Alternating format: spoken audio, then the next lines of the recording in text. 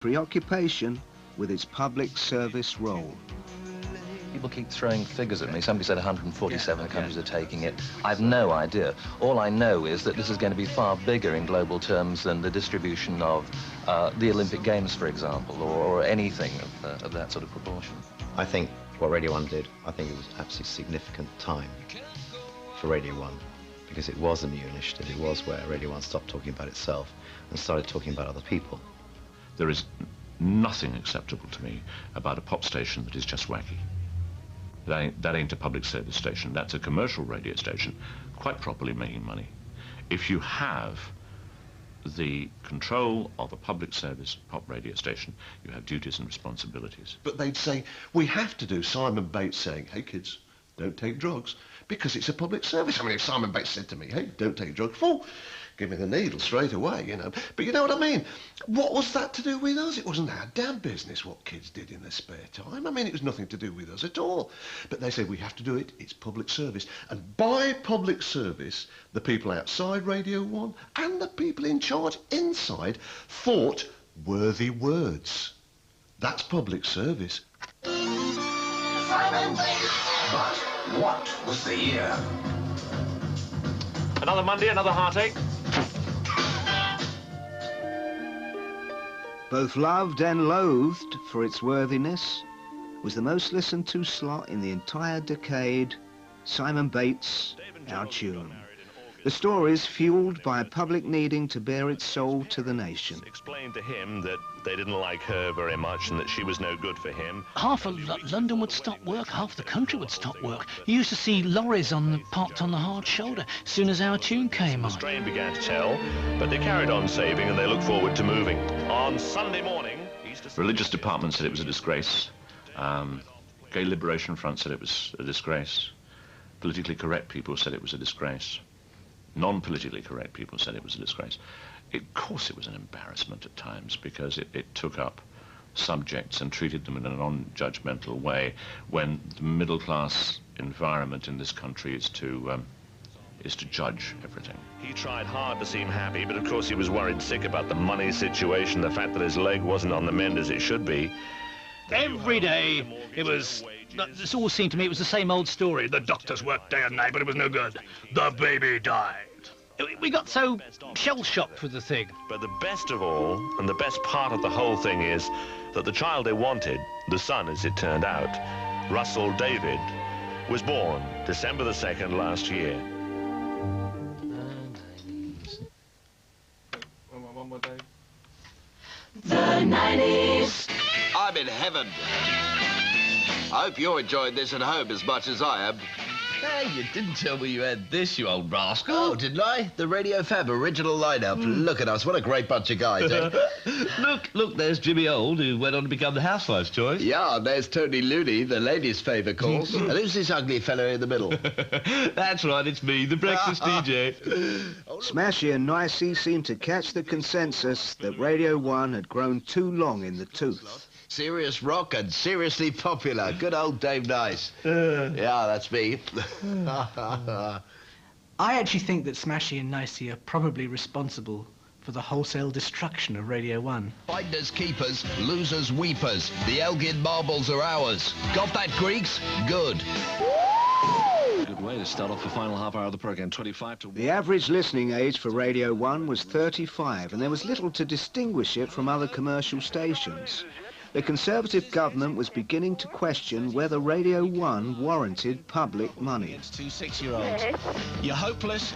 There was a feeling within the Tory party, and certainly amongst right-wing MPs, that the BBC shouldn't be doing anything as popular as Radio 1. That should be left to the commercial radio industry, which frankly was struggling. It was only taking 2% of the advertising share, and they knew it could do a lot better if Radio 1 wasn't there. So I think there was a fear within the top ranks of the BBC that if we weren't extremely careful and proved that Radio 1 was different from the commercial opposition, that we would lose it. And so we knew it was all going tits up. And the feeling was very bad, and then Travis resigned on air. An event was to happen of such earth-shattering proportions that it was to shatter the earth to its very proportions.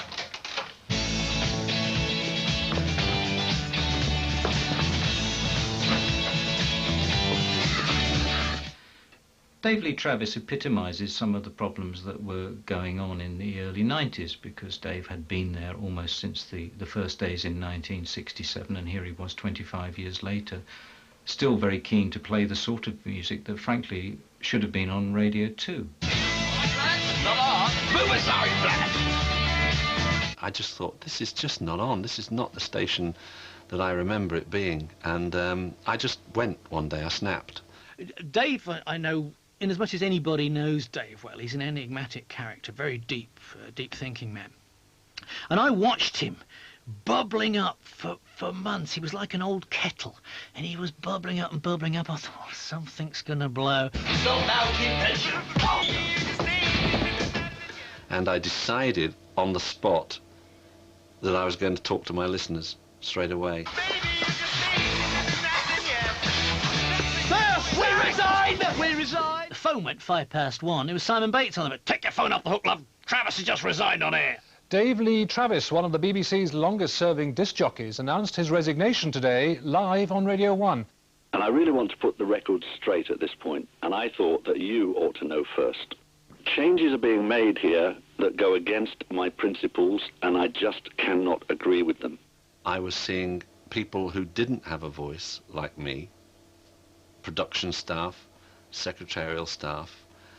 I just saw them being slightly trodden on, and it wasn't funny anymore. To bring about even more change, the BBC decided to bring in a new 36-year-old controller with a radical agenda. It was the radio station out of touch with what was going on in modern music. It should have been changed 5 years before. It should have been gradually implemented. But when we got to 1993, and it hadn't been, we had to move very quickly. If I hadn't resigned, I'd have been fired. And there's nothing worse in this world than having management fire you. I'm a great believer in going in and saying, I'm off. 2 days before, they're going to say goodbye. I don't know half the people that work here now, because it's all changed so much in the last year or two. Joe Wiley, Steve Lamacq. Bannister promised to retarget the station towards 15 to 24-year-olds using new music as the magnet. Radio 1 lost 5 million listeners in 2 years. Somebody's quoted as saying, they were asked why the UK is so wonderful at developing music and exporting it around the world. And they said there are two things, the social security system and Radio 1, because the social security system makes sure that you're supported while you're learning your trade as a musician, and Radio 1 gives you exposure to a large audience and takes risks with your music, and no other country has that. One group who'd enjoyed a long relationship with Radio 1 were in for a surprise.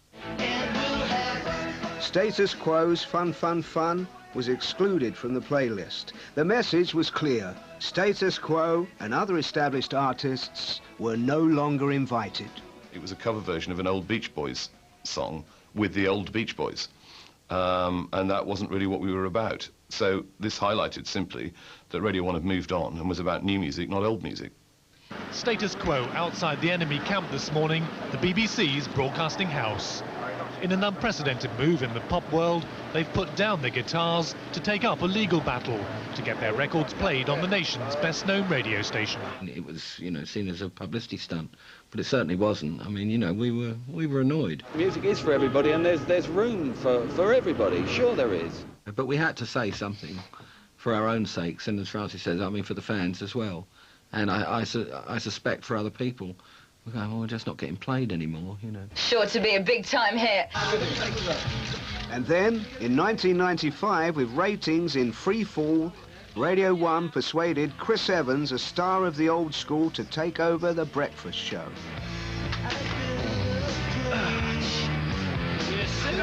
Yes, we are. Hey! Oh, look!